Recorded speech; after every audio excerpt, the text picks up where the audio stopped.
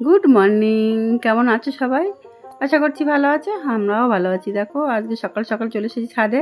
চলে এসে কিন্তু এই যে এসেছি কেন একটু ঘুরে দেখতে আসি। প্রতিদিন ইচ্ছা হয় যে সকালে উঠে আগে গিয়ে আমার ছোট্ট ছাদ বাগানটা দেখে আসি আর কি।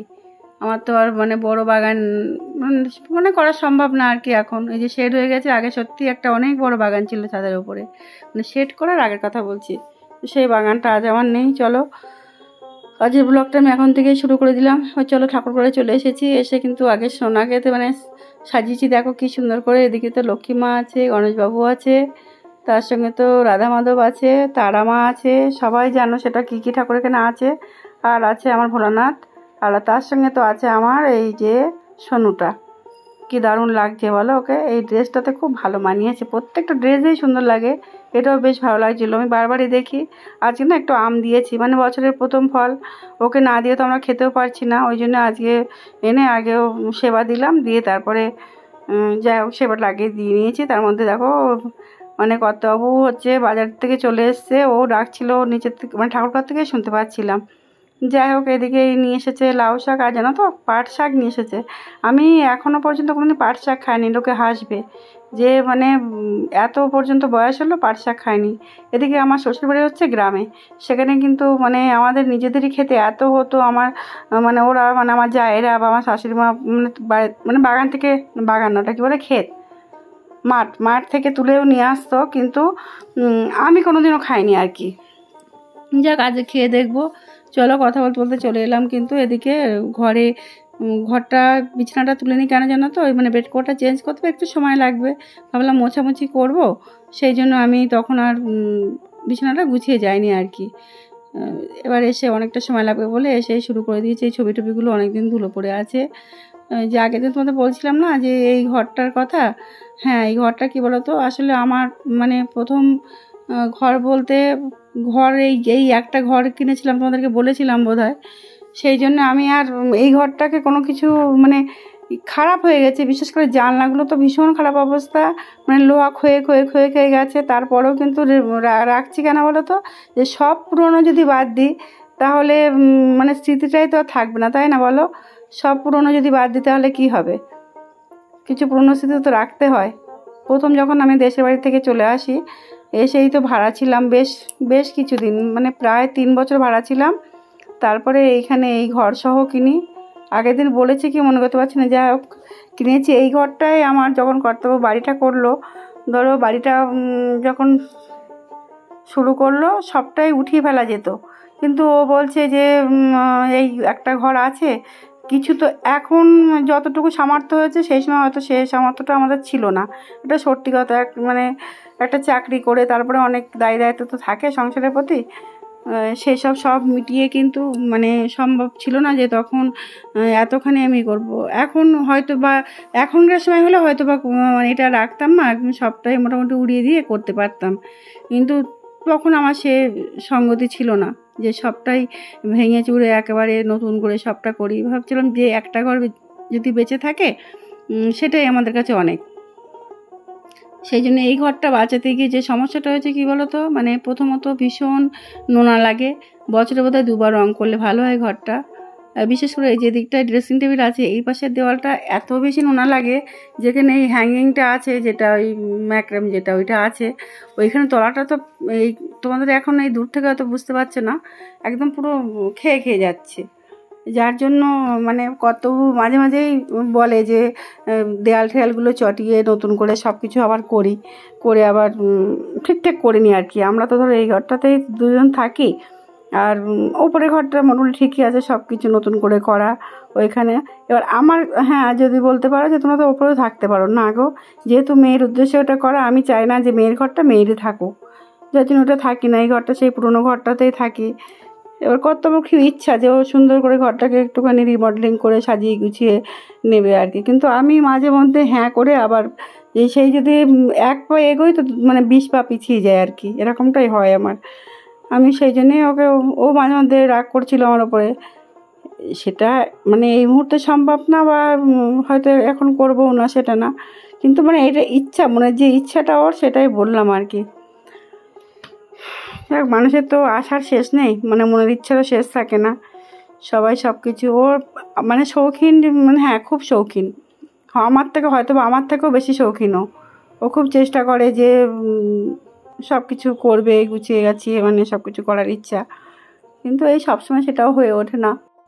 আর আমিও শৌখিন, কিন্তু আমার বাজেট কম, আমার অল্প পয়সার মধ্যে যেগুলো আমি ঘর সাজানোর জিনিস সেগুলো করতে পারি, ওইসব তো আমি রিস্ক নিতে পারবো না। যাই হোক, অনেক গল্প করলাম। আর এই দেখো এখন এটা মানে এডিট করার সময় বুঝতে পারছি যে ওইটা বেঁকে আছে, ওটাকে ঠিক করতে হবে। যাই হোক, অনেকগুলো এগুলো সব চেঞ্জ করছি, চেঞ্জ করে এখনও কাচা ধোয়া করতে হবে। এখন করবো কি জানি না, আকাশের অবস্থা খুব একটা ভালো নয়। সে আমার আকাশের অবস্থা ভালো না থাকলেও কেচে দিয়ে ভেতরে রাখতে পারবো ওই শেডের তলায়, সেটাও অসুবিধা নেই, দেখি কি করি। আর তার মধ্যে রান্নাবান্না এখনও আছে, কদিন ঝর্নার উপরে খুব চাপ গেল জানো তো, এই যে আমি একটু ব্যাগরা মেরেছি যার জন্য ওর অনেকটাই করতে হয়েছে। ওই জন্যে ভাবছি যে না, আজ একটু যতটা পারি আমি একটু এগিয়ে নেবো আর কি। এই ঘরটা গুছিয়ে যায়, আজ অন্যদিকে আর খুব একটা বেশি হাত দিতে হবে না, ওপরটা তো গোছানোই আছে। আর উত্তমের ঘরটা উত্তম মোটামুটি ঝাড়া পোছা করে গুছিয়ে গেছে আর কি। পাশের থেকে কিন্তু অনেক সাউন্ড পাবে গো, পাশে একদম মন্দিরের যে বিল্ডিংটা আছে না, ওখানে সব মহারাজরা এসেছেন, তো ওখানে সব কথাবার্তা বলছেন। মানে সব রাত, এটা আমি এখন তো রাতে ভয়েস দিচ্ছি আর কি, এখন সব ওরা গল্প গুজব করছে, কথাবার্তা হচ্ছে, সেই জন্য একটু আওয়াজটা যাবে, প্লিজ ইগনোর করো তোমরা। প্রতিদিনই একই কথা বলছি, সেটা তো হবেই বলো। এ তো আমি একবারে ঘর সব জানলা দরজা বন্ধ করে করতে পারবো না। এমনিতেই ফ্যান বন্ধ করে দিয়ে ভয়েস দিচ্ছি, তার সঙ্গে তো মানে ঘেমে দরদর করে ঘামছি, জানো না, প্রচণ্ড ঘামছি আমি। কথা বলতে বলতে কিন্তু অনেক টুকটাক করে সব গুছিয়ে ফেলেছি আমি, অনেকটাই গুছিয়ে ফেলেছি। আজ এই ঘরটা মোটামুটি হয়ে গেল। আর তারপরে দেখি কালকে আবার কোনটা ধরতে পারি। আমি উত্তমের ঘরটা একটু ধরতে হবে, বললাম যে ওই ঘরটা আসলে ও তো মানে ও যখন না থাকে তখনই সেটা আমার সুবিধা হবে, ওটাও থাকলে তখন তো একটু অসুবিধাই হয়, সেই জন্যে হয় না। কেউ থাকলে তখন সে ঘরে থাকলেও আমি গোছালাম, সেটা তো সম্ভব হবে না না। ওই জন্য ভাবছি যে দেখি কালকে দিকে পারলে করব।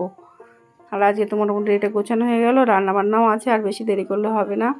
গোপালকে এখনও আরেকবার সেবা দিতে হবে, সকালের সেবাটা শুধু হয়েছে, আবার স্নান করে গিয়ে দেবো। এদিকে উত্তম পিছনে দাঁড়িয়ে আছে, কিন্তু দাঁড়িয়ে আছে বলতে ও মনে হয় কিছু একটা নেবে বলে এসেছিলো, দোকানে বেরোবে, সেই জন্য। ও আচ্ছা, জোয়ান নিচ্ছিল ওখান থেকে, জোয়ানের কৌটো ছিল এখানে, ও একটু জোয়ান নিয়ে বেরিয়ে গেল দোকানে যাবে বলে। এখন প্রায় 11টা বাজে, জানো তো, 11টা বেজে গেছে। এখন আমার রান্না কিচ্ছু বসায়নি, ঝর্ণাকে বললাম তুমি কাটা বাছা করে রাখো। পাট শাকটা হয়তো আমি করতে পারবো না, আমি কোনোদিন করিনি, কিছুই না হয়তো করা, আমি তো সবাই ইউটিউবে দেখি সবাই রান্না করে ফেলতে পারবো, সেটা না। ওকে বললাম তুমি পারলে করে রাখো, ডাল হবে, টক ডাল হবে, একটু আলু ভাজা হবে, মাছ হবে, আর ওই পাট শাকটা হবে, আর ভাত হবে। আর সকালে তো রুটি আর সবজি হয়েছিল, সেটা তোমাদের সঙ্গে শেয়ার করিনি। রুটি আমি অনেক দিন পরে আজকে রুটি খেয়েছি, জানো তো। একদিন সবচেয়ে আমার প্রিয় জিনিস আলু ভাজা আর রুটি, কিন্তু সেটা আগের দিন হলো খেতে পারলাম না। আর আজকে আমি সবজি দিয়েই খেয়েছি, কারণ না ভাজা দিয়ে খেলে না একটু শক্ত লাগবে, তাও একদম রুটি নরম রুটি, মানে ধুয়ে ফেলে তাই খেয়েছি, জানো না, নাহলে মানে রিস্ক নেইনি আর কি। আচ্ছা কেমন লাগছে আর কি ও বলবে, কিন্তু গুছিয়েছি মোটামুটি। এই তো রোজই এই ঘর গোছাই। এই যে বেড কটা কাছ থেকে কেন দেখালাম, সাদা লাগছিলো বলে, ছোটো ছোটো প্রিন্ট আছে ওইটা দেখালাম। এ দেখো, তার মধ্যে সত্যি সত্যি কিন্তু ঝর্ণা অনেকটা রান্না এগিয়ে রেখেছে। এদিকে এসে মাছগুলো ভেজে নিলাম, এই যে। আর ওইদিকে শাক রান্না এই ঝর্ণা করেছে, চিংড়ি মাছ দিয়েছে। এটা হচ্ছে নাকি চিংড়ি মাছ দিতে হয়, না দিলেও হয়, কিন্তু চিংড়ি মাছ ছিল বলে ঝর্ণা দিয়েছে। আর এদিকে ভাতটাও হয়ে গেছে, এদিকে এই যে আলু ভাজা বললাম, আলু ভাজা, টক ডাল, আর এদিকে ভাত, এইগুলো হয়ে গেছে। শুধু মাছটা আমি এখন বানাবো, এই যে মাছের ঝোলটাই আলু দিয়ে, একটু আলু পেঁয়াজ টমেটো দিয়ে বানাবো ওই মাছটা, আর কিছু আর মানে প্রথমে ভেবেছিলাম আলু বেগুন বড়ি দিয়ে ঝোল করব। তা ঝর্ণা দেখছি আলুটাও কেটে, মানে সব কিছুই মানে আলুর ঝোল করার মতো সব কেটেছে, সেই জন্য এইটাই করলাম। এই যে এটা ঝর্ণার জন্য তোলা আছে, শাকটাও ওই তোলা আছে বাটিতে, মোটামুটি কমপ্লিট। তারপরে চলো গ্যাস ট্যাসগুলো মুছে নিই, কারণ হচ্ছে ও এদিকে ওপরে ঘর মুছতে গেল, আর এদিকে আমি বললাম আমি এদিকে এগুলো গুছিয়ে নিই, গ্যাসটাও একটু মুছে নেবো। কিন্তু হচ্ছে গ্যাস মুছতে মুছতে জানো তো, যেটা ভয়েসটা পরে দিই বলে এগুলো মানে বলতে পারি আর কি। ওই ফোন এসেছিলো, যেমন ফোন এলে তখন কথা বলতে হয়, তখন তো আর মানে ভিডিও করা হয়নি, সেইগুলো আর যে কাজগুলো করলাম পরে আর কোনো কিছু তোমাদের সামনে আসতে পারিনি, সেই একবার তখনই ওই করলাম। চলো একেবারে সেই সন্ধ্যেবেলায় চলে এসে এই যে চা বসালাম, আর এদিকে দুধও বসিয়েছিলাম, ভেবেছিলাম কি যে আমি দুধ চা করবো, তারপরে ভাবলাম খাবো কত বলে আমি দুজনে, আজ তো কাউকে পার্টনার পাবো না, আর রিস্ক নিলাম না। ওই লিকার চাই করতে মানে এসেছি, লিকার চা আবার বসিয়ে দিলাম, আর দুধটা ওদিকে গরম হচ্ছে, হয়ে যাক। আর এই যে চলো বন্ধুরা, আজকের ব্লগটা কিন্তু আমি এখান থেকেই রেখে দেবো, কালকে নতুন ব্লগের সঙ্গে আসবো। তোমরা ভালো থাকবে, সুস্থ থাকবে, সাবধানে থাকবে। যদি ভিডিও আমার কোনো জায়গা থেকে কিছু একটু ভালো লাগে তাহলে কিন্তু লাইক কমেন্ট শেয়ার করতে ভুলো না। চলো সবাই, আর এই যে সাদা মুড়ি মানে শুধু মুড়ি আর কি, সাদা মুড়ি বলতে না চানাচুর না বাদাম। চলো সবাই আসছি তাহলে, টাটা।